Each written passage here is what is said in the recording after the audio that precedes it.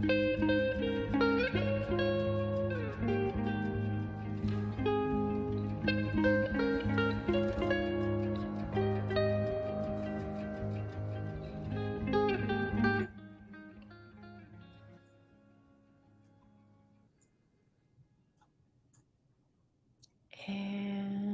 we're out. So I just turned off the music and unmuted myself, and we're a human being again.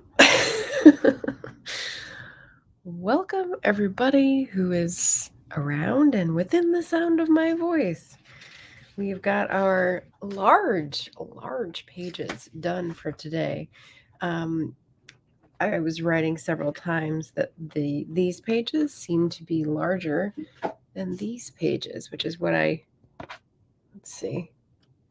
went from and to. Even slightly, very, very slightly. But I'll take it. It's what extended my writing time from 30 minutes to 33. But look at this, all fills. Isn't that gorgeous? Just like different colored inks, all like the script. So here we go. This is one of those journals. I don't know if you've seen these. It's a Jane Austen, what do they call it? A novel journal, where the lines are actually like tiny font of a novel. So in this case, it's Emma. I think my mom got this and didn't know who to give it to, and I ended up taking it because I can always use a notebook. So we're in the next one, and the pages are slightly bigger. But I was thinking, like, if I'm doing morning pages all year, I'm going to go through several of these. So we're going to be emptying out my drawer of wonders full of notebooks, and I don't know, maybe even having to get some new ones, which is kind of exciting. So yes. Laura says, love when I complete a journal. Oh, my current one will be filled by the end of the month. Yeah, the last week I kept counting how many pages and calculating 3 pages a day and when I would finish, and we're silly. It's fun though, right? Hi, Brian. And Laura also already has the next journal sitting on her shelf. See, we're prepared. We know what we're doing here. So I neglected to finish my tea.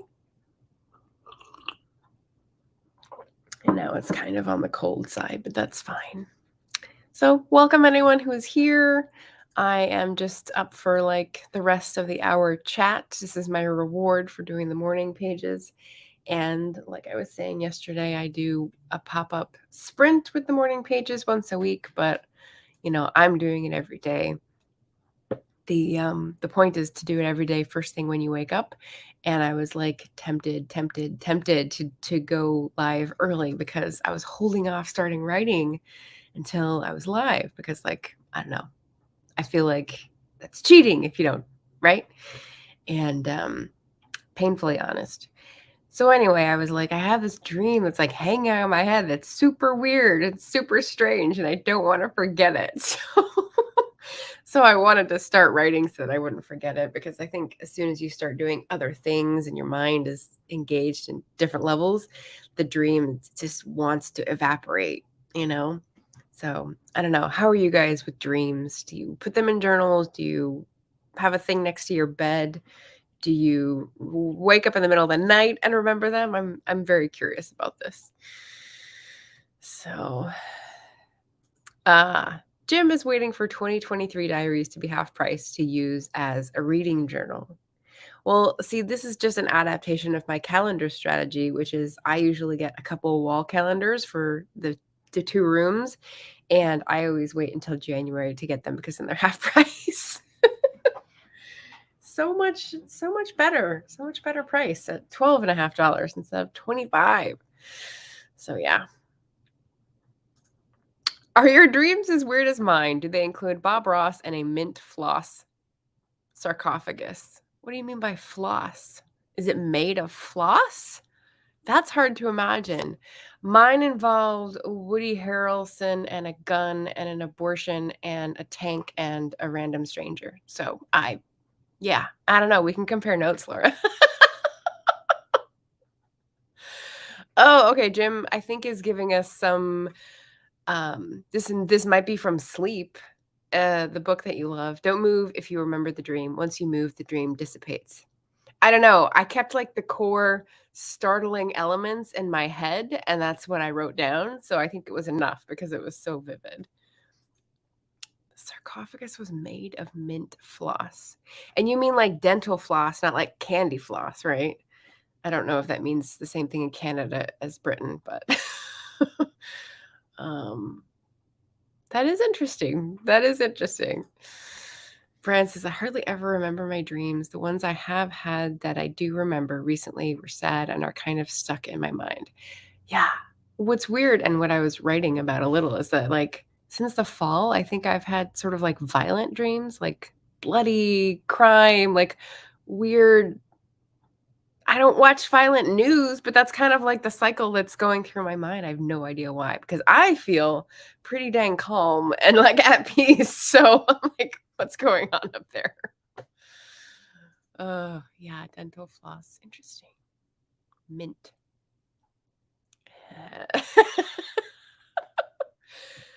Oh, let's see. Bob Ross, huh? Do you ever think you get wires crossed and you get someone else's dream? You're like, anyone? Does this mean anything to anyone else? I don't know. When I do write them down in enough detail, if I go back and I read that passage, for example, if it's a dream that I thought would make a good short story and I read it again, often it will come back. Not always, but sometimes I have no idea what I was thinking because you get up in the middle of the night and you write something, you're like, what the heck was that about? But I don't know, maybe 50% of the time I'll look at it and go like, "Oh, I remember that." And you're in a room and there's a thing there and you get the spatial sense. The mind is so weird.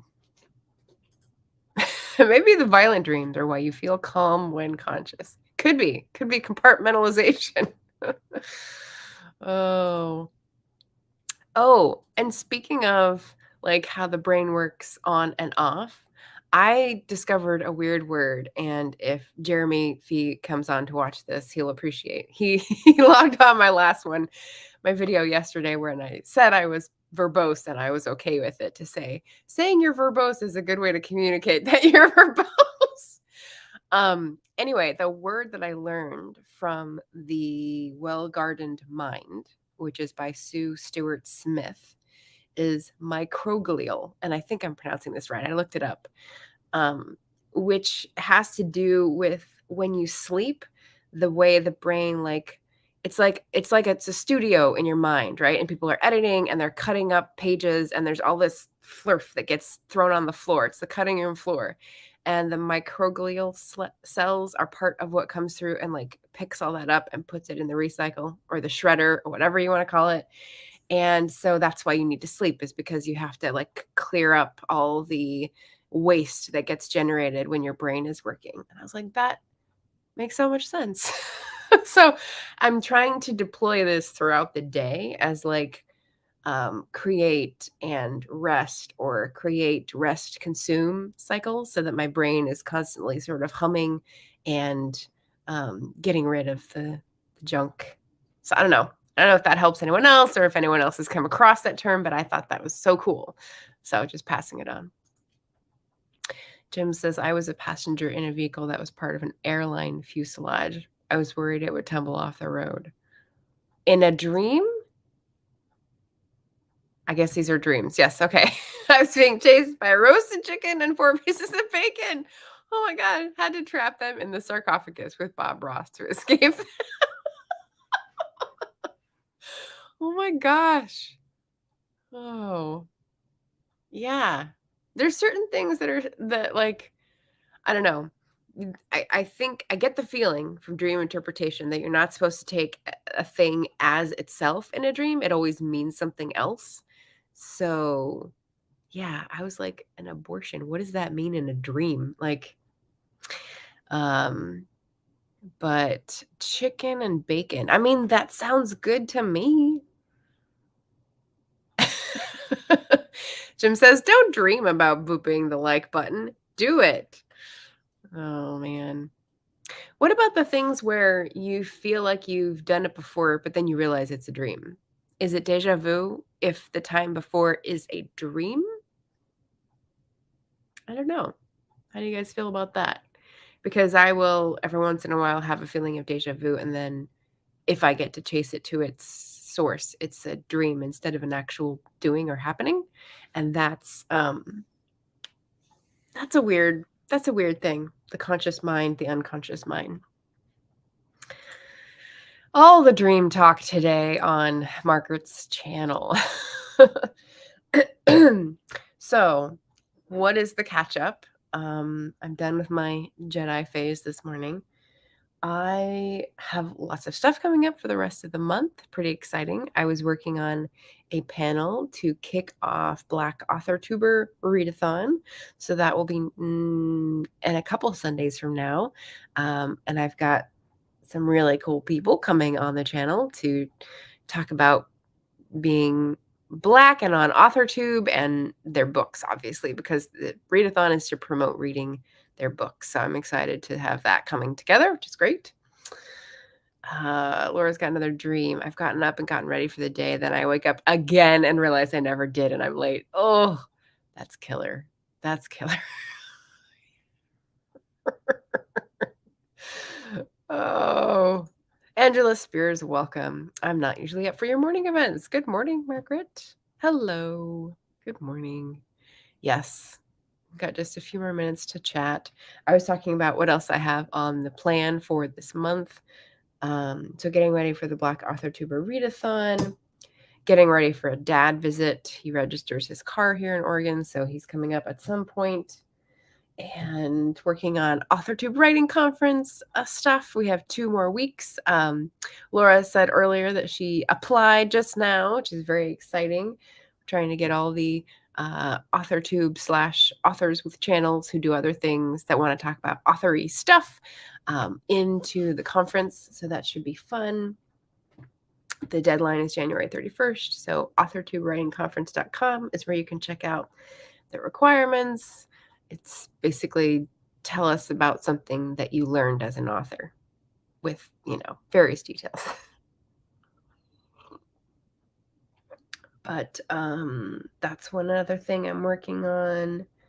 Oh, and this is strange. Okay, if you're a cat owner, well, I'm a very minimalist cat owner, so like the basic things that I go to the pet store for are food and litter, right? But they often don't coincide, so I'll have to go on a trip for the food and a trip for the litter refill. But when it coincides and they're like down and dwindling at the same time, it's so satisfying to get both done on one trip.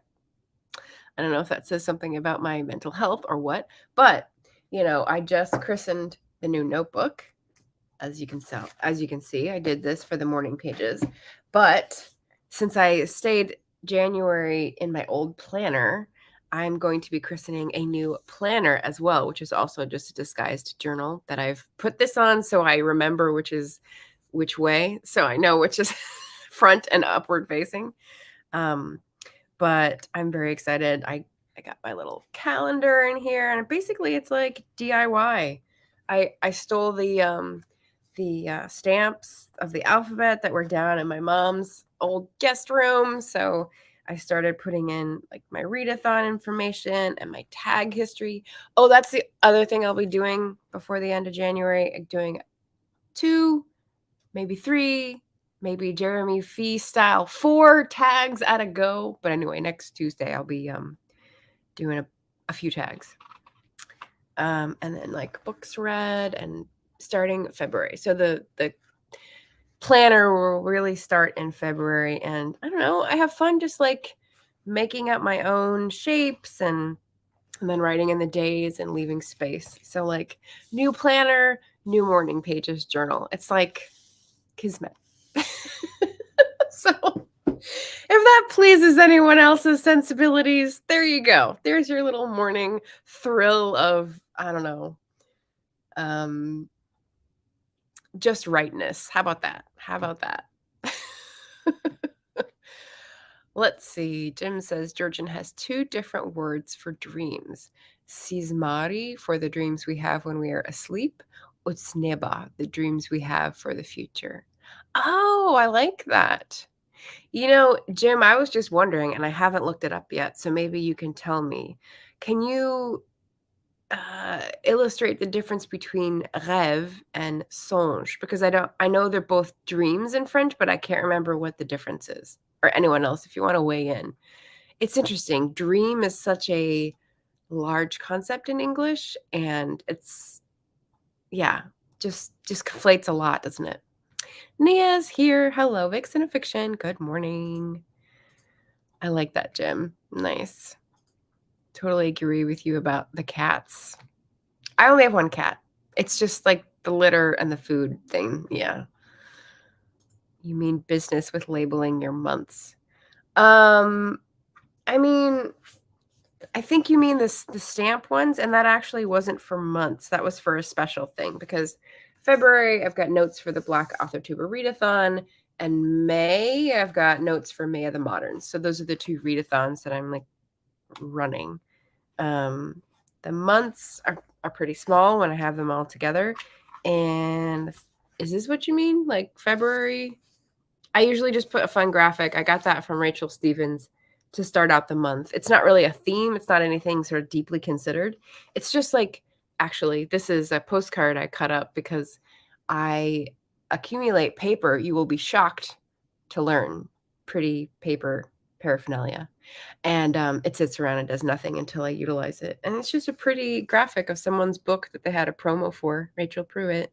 So I thought, yeah, let's start out February with like a cool dragon lady with a sword. Yes, that is the intrepid energy. The word for 2023 is intrepid. So I mean, I guess it sort of does go with the theme, but only in the way that like a vision collage does, because you're bringing up like subconsciously things that you're thinking about. Yeah.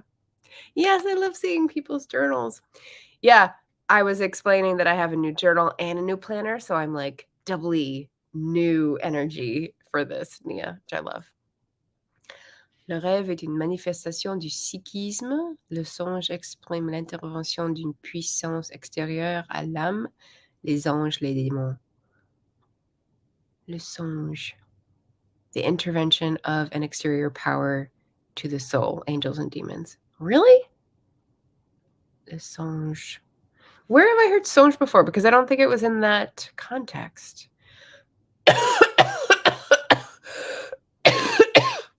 Oh, okay. I might Google too to see if I can tease apart what I was trying to think. But thank you, Jim. Good morning. Hello, Mary. Welcome to the stream. We're in the chatting portion. The productivity portion is done. I love that Melissa stopped in earlier to say hello in French and then popped out. For some reason, she thought that we had started 30 minutes earlier. And I'm not sure why that is, but yeah, 7 a.m. is the earliest I can torture people with. I was ready earlier. Obviously, as I said, I was thinking of going live early because I didn't want to forget my dream. But I don't know that people would be up for that. I am Pacific time, which helps, but yes. La vie n'est qu'un songe. Life is just a dream. Is that a favorite? Is that a famous quote? I don't recognize it, but so yes, lots of things going on. I have a trip to the post office today. Very exciting. Got a letter and a book to mail to Desiree for her research. I don't know. I'm feeling like it's going to be a good day. I had to say it, didn't I? But it's been pretty productive for a short week. So I hope you guys are feeling that as well. You may not have had a short week if you did not have MLK Day off, but yeah. Oh, Jim is just Googling, Google doodling. Gotcha. So to launch us into a good weekend energy, since it's Thursday, I've got some good reads coming up. I've got some good TBR energy coming up. Um, I am enjoying Jacqueline Winspear's memoir on Libro.fm audio. I am enjoying The Poppy War by R.F. Kuang, and it's making me do that thing where I know a book is gonna be so amazing, so I don't wanna start it, which is babble. Like, I thought from all of the hype that it was going to be good, and then I was like, "Well, I'm gonna wait for it to come into paperback because I don't need to spend $40 on a hardcover book."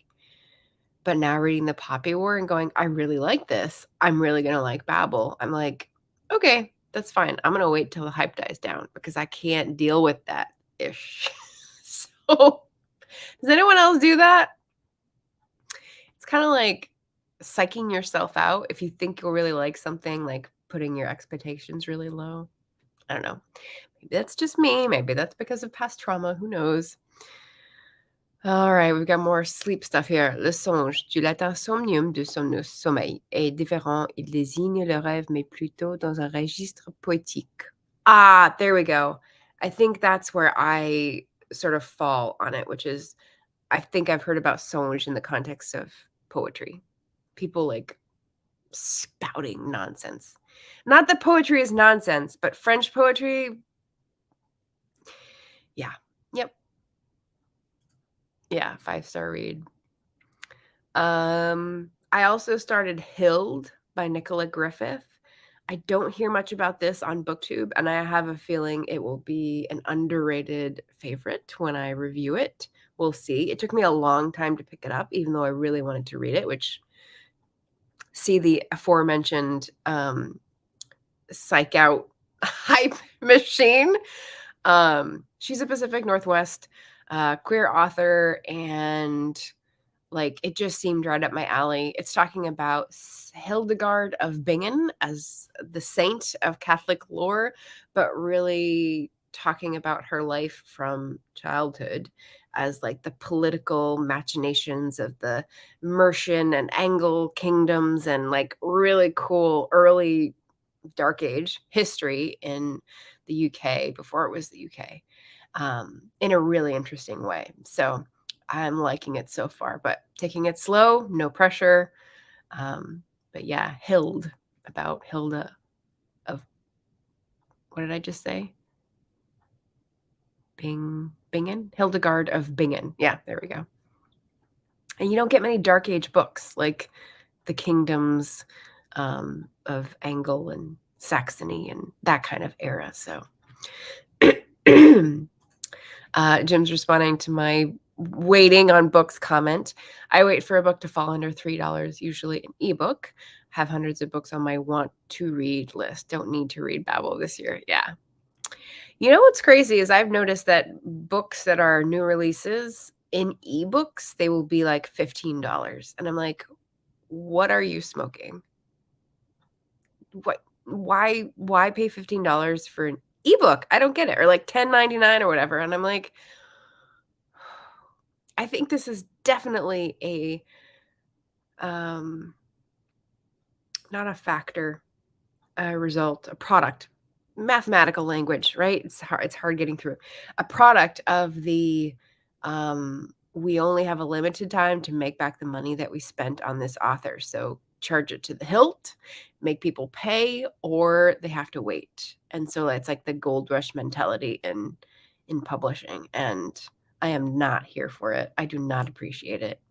Have a standard price, stick with the standard price. I know ebooks are a little bit more of a wild west in terms of standardization, but for crying out loud, as libraries, this will drive everyone back to libraries, so make sure you fund them, everybody. Interesting stuff going on for sure.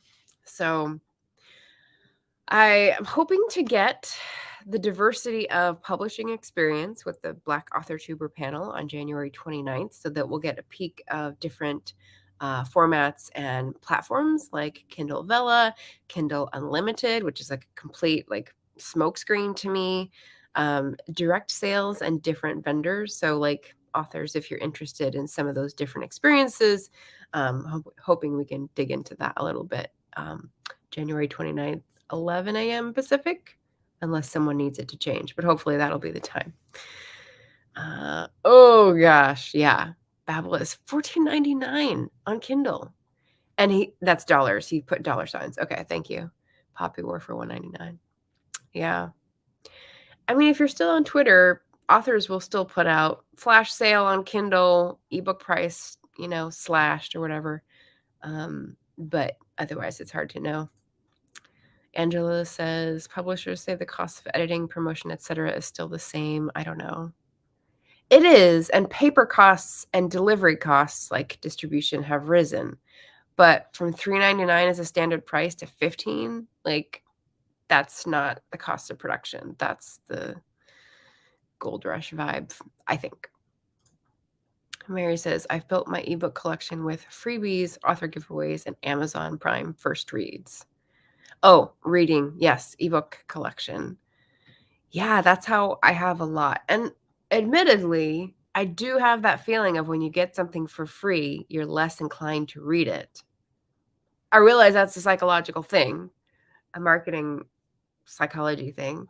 But there's plenty I got for free that I do feel inclined to read. I just have to, manage the mood reading. So, yeah. And remember that I have it because it's not a physical thing. Yeah. That doesn't apply to books that I buy with credit at the used bookstore, funnily enough. So, I don't know, psychology, man. If we could just crack the code.